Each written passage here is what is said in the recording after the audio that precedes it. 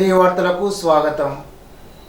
ప్రజా సమస్యల పరిష్కార వేదికల్లో అర్జీదారుల నుండి స్వీకరించిన అర్జీల పరిష్కారానికి తక్షణ చర్యలు చేపట్టాలని జిల్లా కలెక్టర్ చంద్రబాబు నగరాన్ని సంబంధిత శాఖల అధికారులను ఆదేశించారు.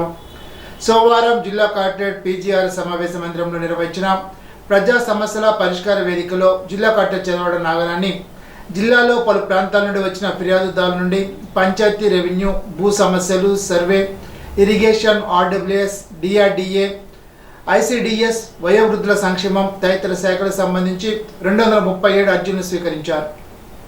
అందిన ప్రతి ఒక్క అర్జీని క్షుణ్ణంగా పరిశీలించి తక్షణ పరిష్కారం కోసం సంబంధిత శాఖల డివిజన్, మండల స్థాయి అధికారులతో సమన్వయం చేసుకుని నిర్ణీత గడువులోపుగా పరిష్కరించాలని ఆదేశించారు.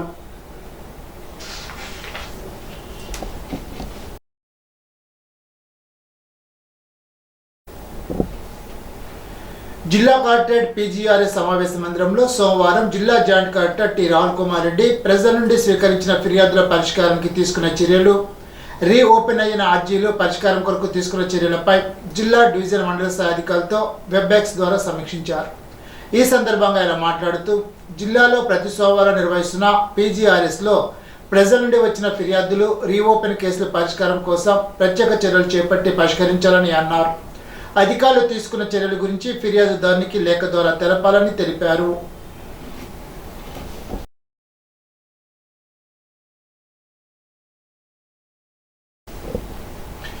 విజయవాడ వీరబ్రహ్మేంద్ర స్వామివారి పూజాపీఠం పీఠాధిపతి చింతాడ విశ్వనాథ శాస్త్రి వీరబ్రహ్మేంద్ర స్వామివారి ప్రవచనాలను సీడీల రూపంలో అందించి స్వామివారి ప్రవచనాలను బహుళ ప్రాచుర్యాన్ని కల్పించారని అడవికొలను చారిటబుల్ ట్రస్ట్ అధ్యక్షులు అడవికొలను వేణుగోపాల కృష్ణ అన్నారు. ప్రపంచవ్యాప్తంగా ప్రవచనాలను ప్రజా ఆదరణ కలిగించిన విశ్వనాథ శాస్త్రి ఇటీవల అనారోగ్యానికి గురి కావడం పట్ల విచారాన్ని వ్యక్తం చేశారు. ఈ సందర్భంగా విశ్వనాథ శాస్త్రిని ట్రస్ట్ తరపున సత్కరించి స్వామివారి ప్రతిమను అందజేశారు.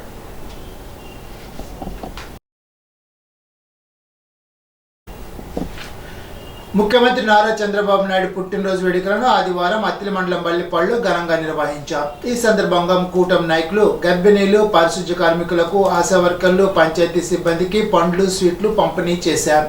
సీఎం చంద్రబాబుకు పుట్టినరోజు శుభాకాంక్షలు తెలిపారు. మారుతున్న సాంకేతిక పరిజ్ఞానానికి అనుగుణంగా యువత రాబోయే రోజుల్లో సవాళ్లను అధిగమించాల్సి ఉంటుందని ఎమ్మెల్యే ఆర్మూల రాధాకృష్ణ పేర్కొన్నారు. కేవలం ఉత్తీర్ణత మార్కుల ఆధారంగా కాకుండా సాంకేతిక పరిజ్ఞానాన్ని అందిపుచ్చుకునేలాగా నేటి తరం కృషి చేయాలని కోరారు.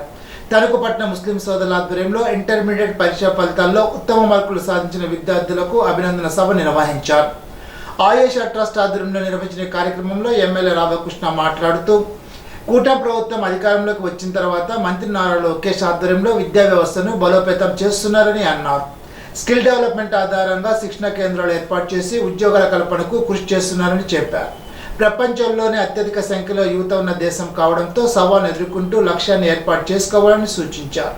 ముఖ్యమంత్రి చంద్రబాబు నాయుడు ఎప్పుడు అధికారంలోకి వచ్చినా అభివృద్ధిలో తన ప్రత్యేకతను చాటుకుంటూ వస్తున్నారని అన్నారు. చంద్రబాబు ప్రవేశపెట్టిన P4 విధానం ద్వారా రాష్ట్రంలో పేదరికం లేకుండా చేయడమే లక్ష్యమని చెప్పారు.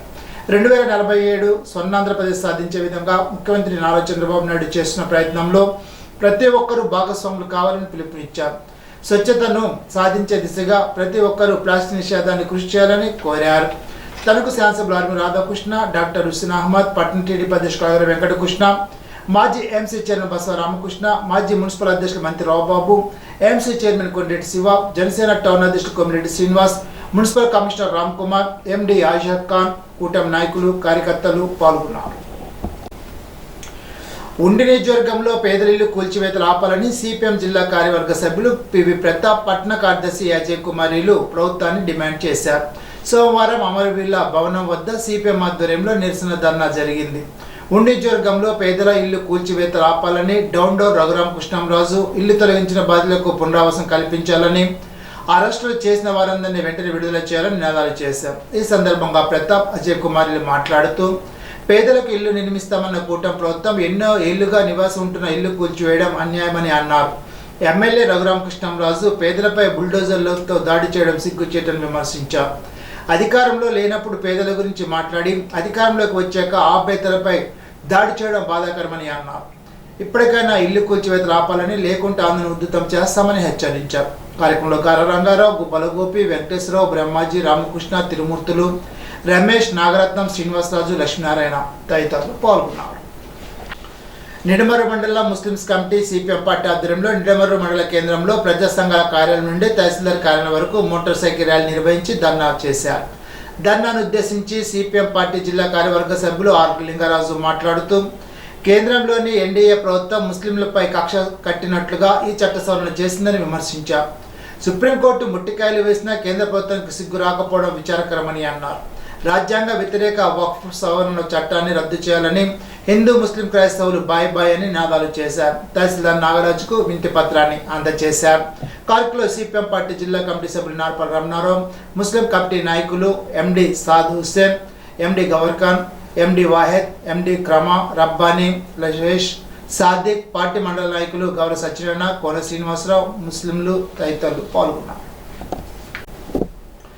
ముఖ్యమంత్రి జన్మదిన కానుకగా పాలకోడేరు ఏఎస్ఆర్ నగర్లో ఇల్లు కూల్చివేయించిన ఉండి ఎమ్మెల్యే బహుమతిగా ఇచ్చారని సిపిఎం జిల్లా సీనియర్ నాయకులు జితిన్ నరసింహమూర్తి విమర్శించారు.